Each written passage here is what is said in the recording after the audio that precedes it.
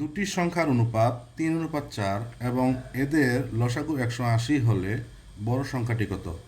এই ধরনের অঙ্ক প্রাইমারি এবং নিবন্ধন পরীক্ষায় প্রায় 100 বারের উপরে আসছে।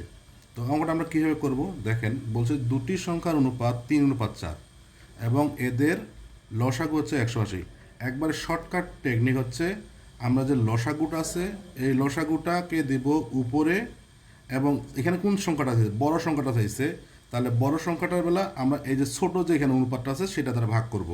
ছোট দ্বারা ভাগ করলে আমাদের হবে কত? 3 দ্বারা 180 ভাগ হলে 60। তাহলে সঠিক উত্তর হচ্ছে আমাদের 60।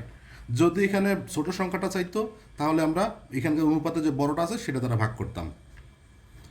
এবার আপনারা যদি আগের অঙ্কটি বুঝে থাকেন তাহলে এই অঙ্কটি করে আমার কমেন্ট বক্সে দিবেন। সেটা অঙ্কটা কি? দুটি সংখ্যার অনুপাত 4:6 এবং এদের লসাগু 600 হলে ছোট সংখ্যাটি কত?